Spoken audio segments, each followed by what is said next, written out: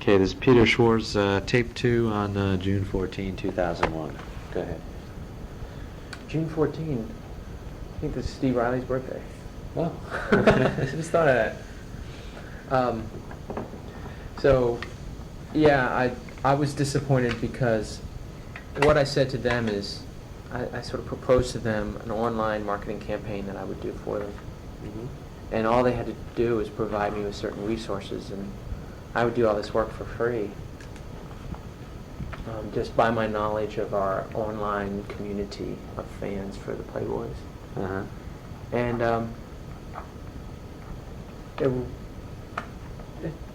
we just nothing happened. We weren't able to get anything happening. Were they enthused at the meeting or interested or? Yeah, they were positive, intrigued. or, okay. They were certainly intrigued by my experience working with major labels in online marketing. Mm-hmm. And there was a sense of understanding that something could result from this activity, and that I was somebody who was on board, who would help out.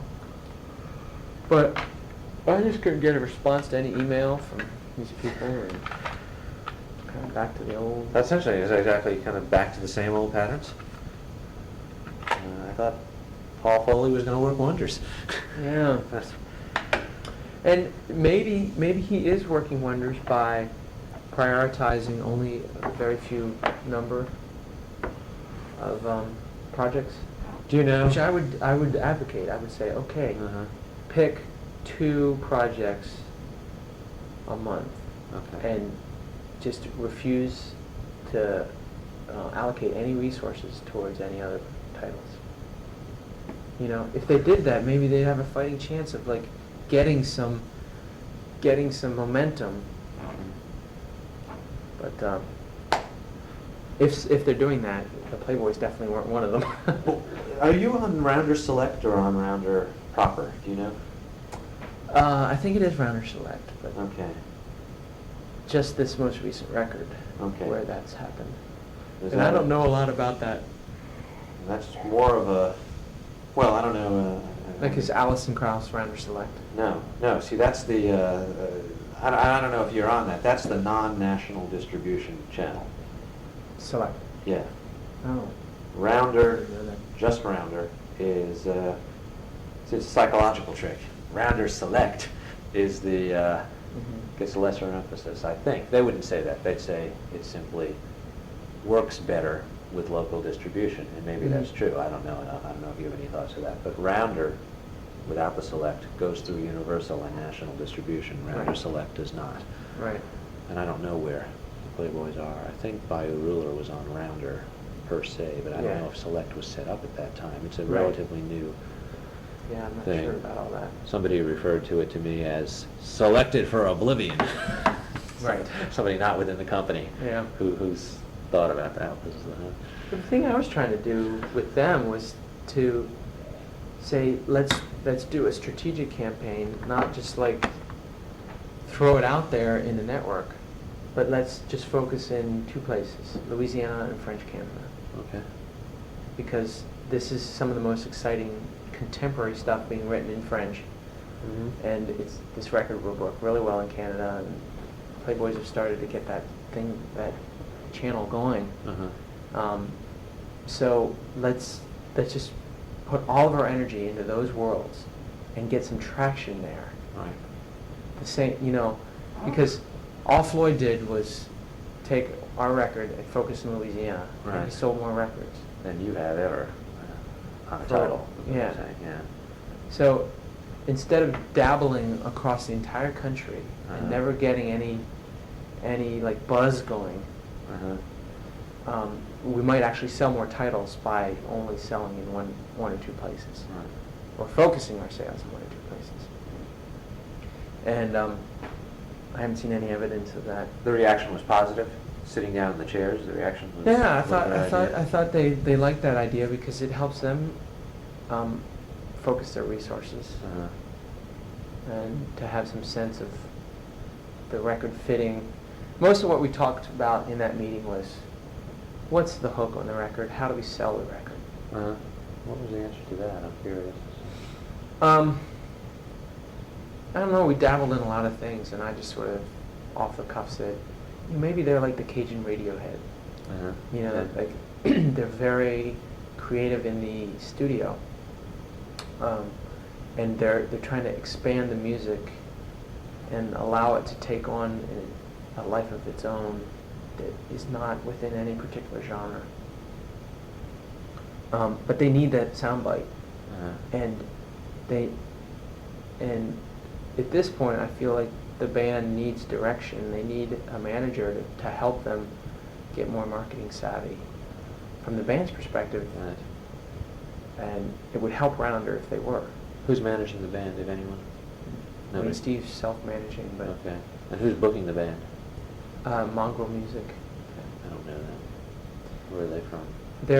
They're in the San Francisco area, and a guy who went from Rosebud and has a pretty good roster. Mhm. The Iguanas, Alejandro Escobedo, Oh, okay. some sort of marquee, Mhm. the Cool Roots kind of rock and Right. roots stuff. Mhm. And that was a relationship that started right around the same time as Bobby Ruler, Okay. and for the most part, it's been favorable. And when was the release on by your ruler? Not on Happy Town. I mean, I'm sorry. I want to know when was your meeting in reference to the release? After? Just before?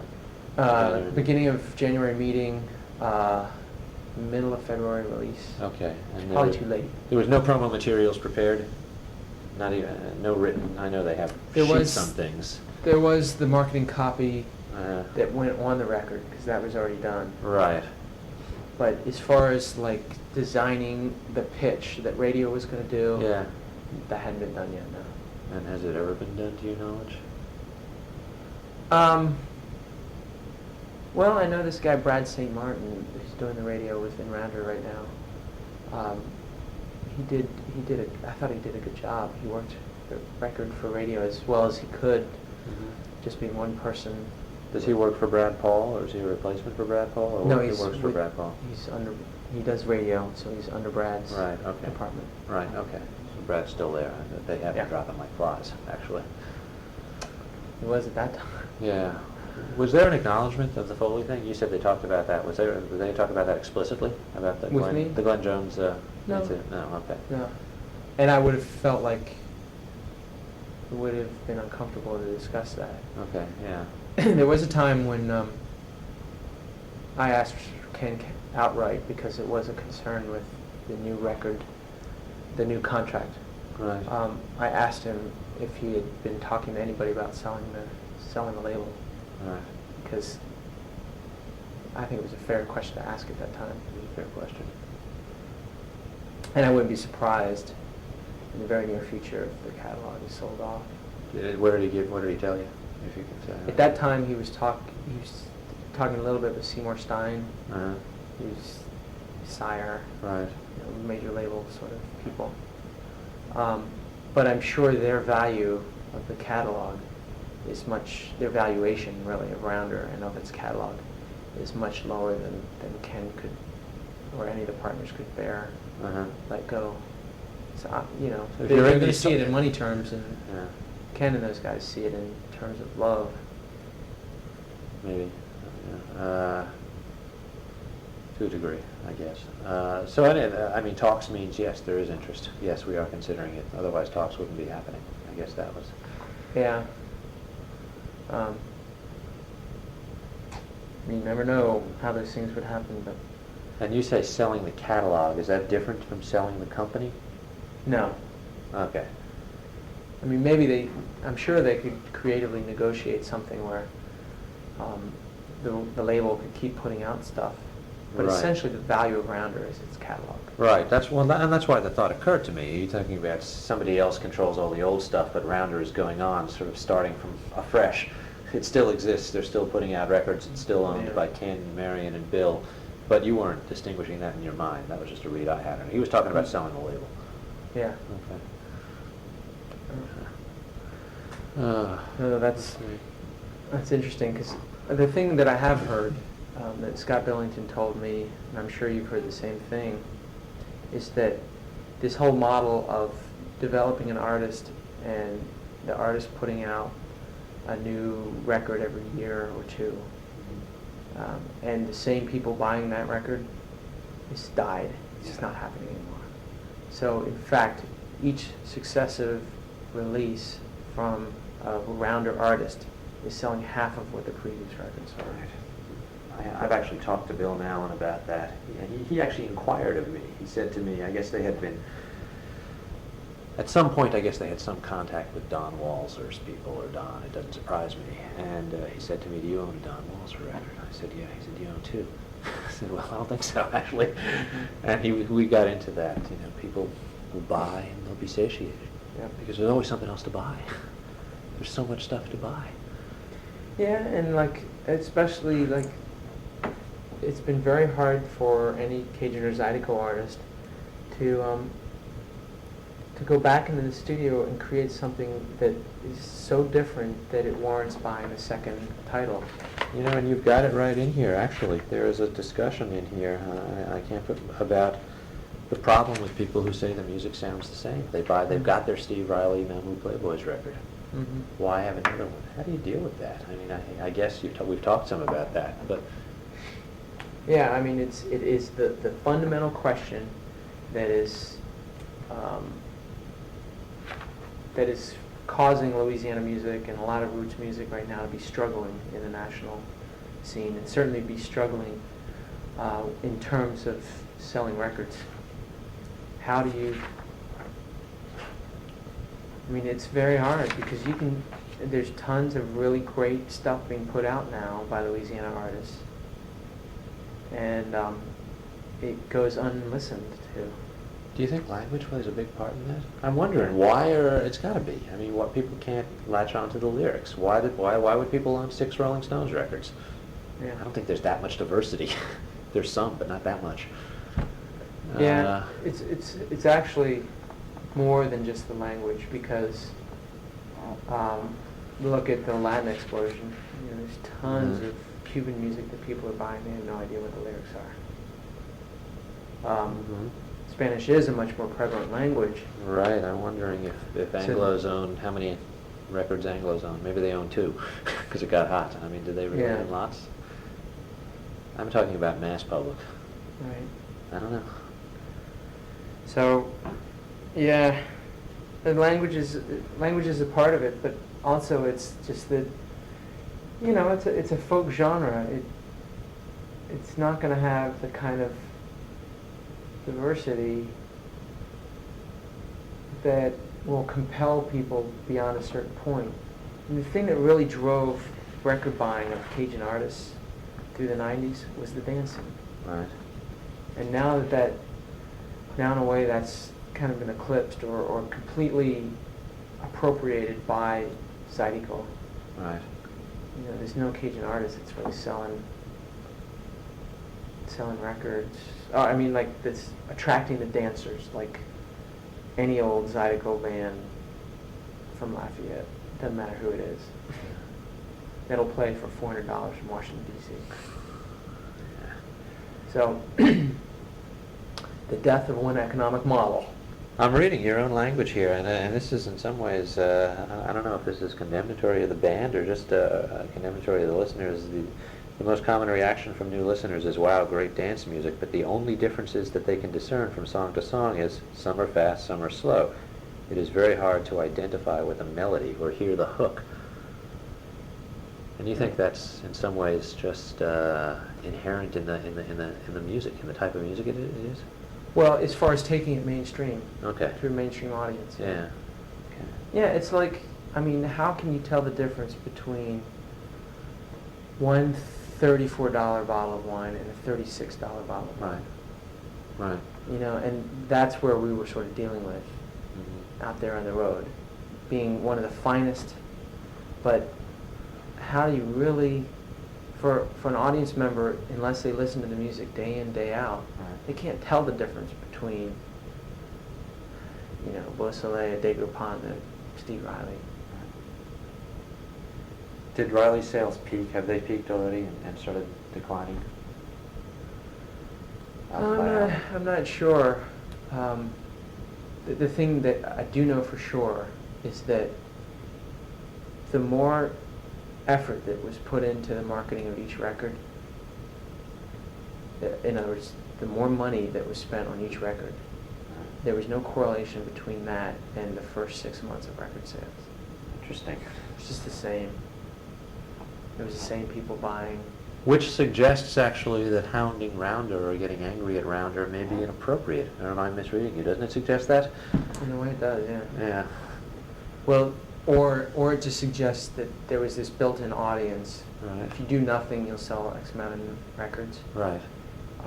If you do a little bit more than nothing, it's not going to make much of a difference. It's only when, and that's the argument for a major label. Only when you do a lot. Yeah. You can't get traction unless you have a certain amount of penetration in a Right. market. There has to be this thing where you see the ad on TV, and within a week you get a secondary affirmation of, it's all this marketing theory, but you need that level of saturation to get over a certain hump. And you see that happen for like Oh Brother Where Art Thou? Yeah. Why is it that one record can go double platinum Right. of music that's tons of it's being released Yeah. and goes nowhere? Yeah. It's because it got over a certain hump, Right. a tipping point. What's the highest sales figure on a single Playboy's record that you are aware of, that you know? Trying to think.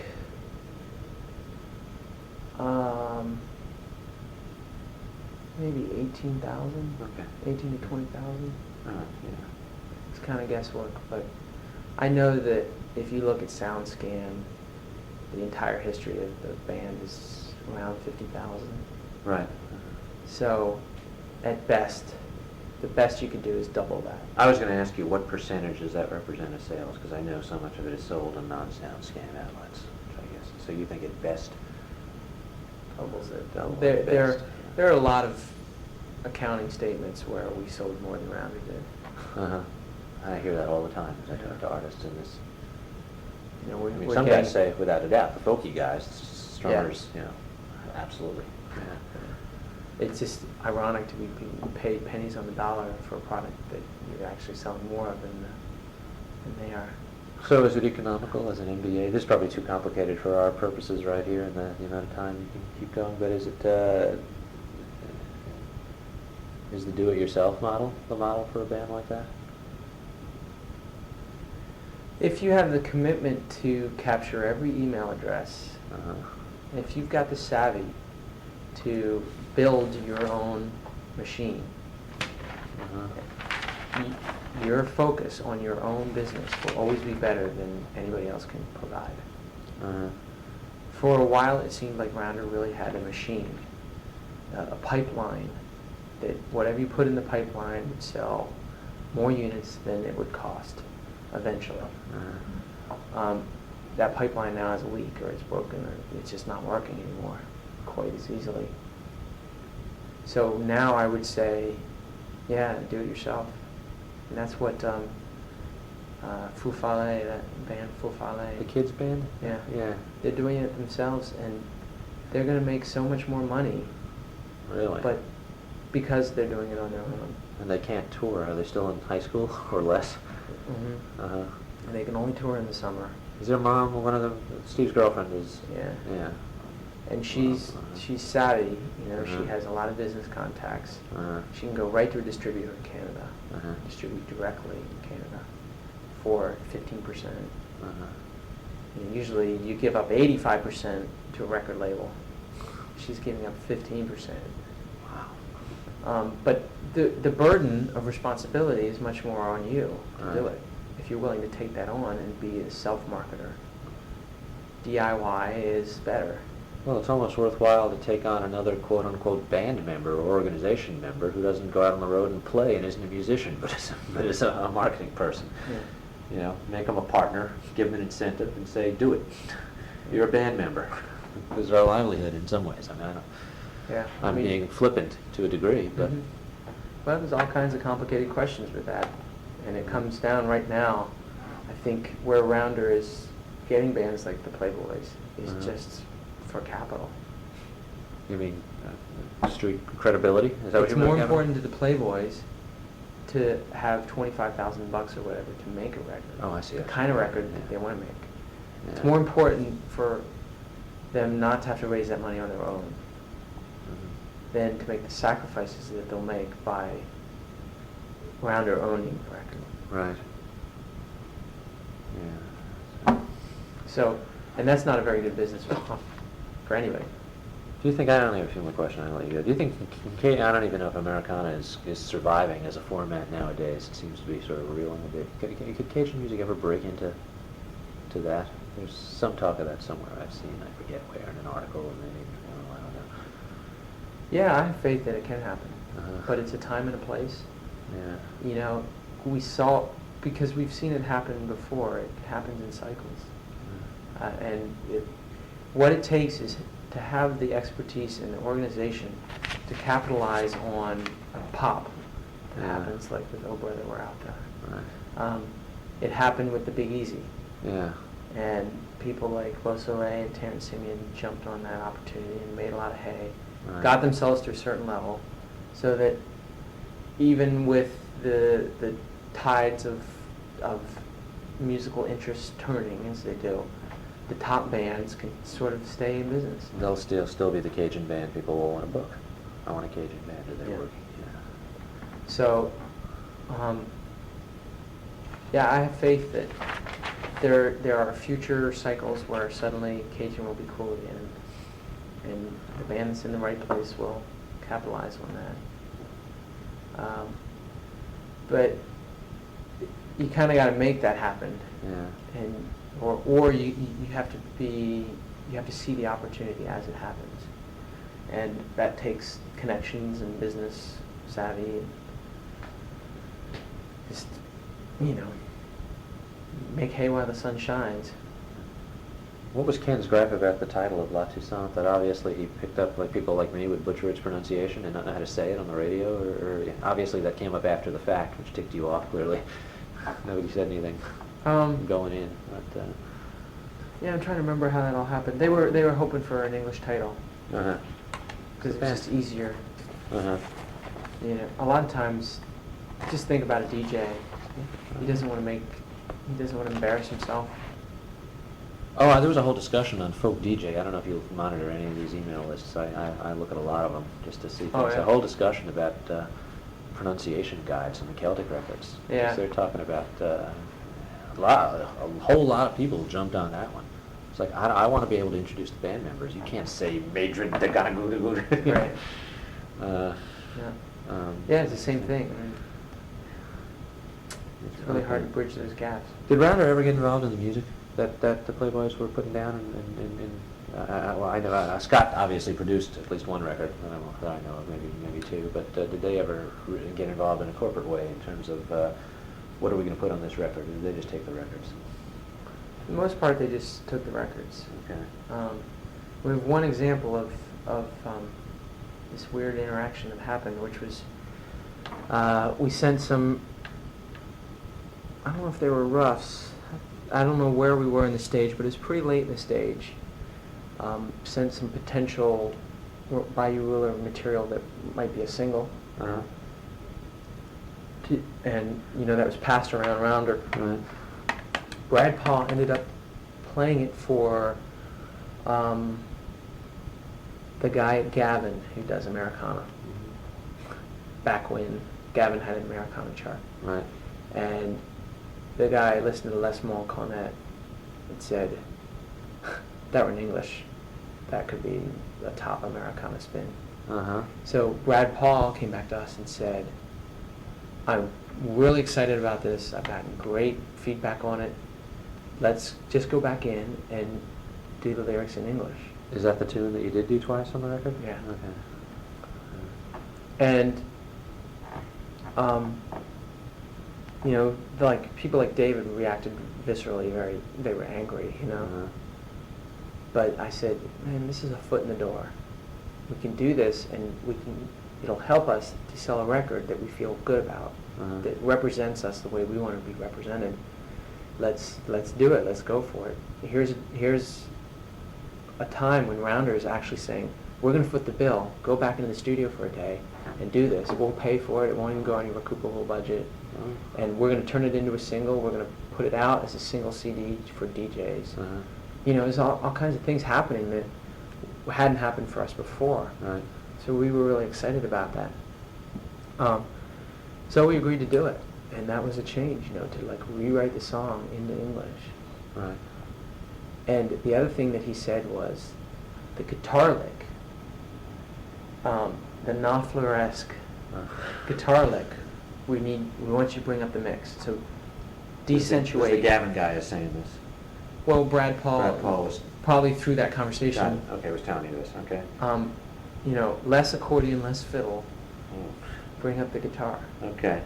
And so we were like, oh my God. You Yeah, know? that is much more than English. Yeah. Okay. That's the one time that happened, and I was disappointed because you know, Murphy's Law, we had a really bad day in the studio. Uh-huh.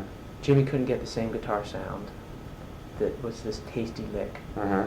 because he borrowed this pedal from a buddy of his and he couldn't borrow it again. Steve did the vocals kind of half-heartedly. You know, we did it in a different studio. There are all these, and the producer, Charles Adcock, was half-hearted about it as well. And so I didn't think that our English version had nearly it just didn't come together the way the French version had. And we kind of said, to hell with Brad, we're going to keep the accordion in there the way we think it should be. Uh-huh. And so Brad was sort of disappointed when he got it. And they still followed through on it, but that's my one story of Rounder's involvement in the creative aspect. Did they follow through on what they said they would do? Did they try harder? Oh, yeah. They made the CD single, but did they work it? Yeah, they had independent radio promotion on that. And I was able to keep talking with the independent radio guy, who was a big fan. And so we had all kinds of cross connections going on, which was good. A lot of communication. They worked it hard, and I mean, they got it to like top 20 of Americana, and they got it on AAA, non-commercial. They got it on that chart. Yeah. They made inroads with it, but the feedback they were getting back from the DJs was that it was too French and too draggy. You know, that it just wasn't going to get over a certain hump. Uh-huh. And it, in a way, for long term, it probably did more damage because we tried than if we'd never tried. But at least we learned. Yeah. Okay. I'll let you turn this off. You gotta be. This is the end of this interview.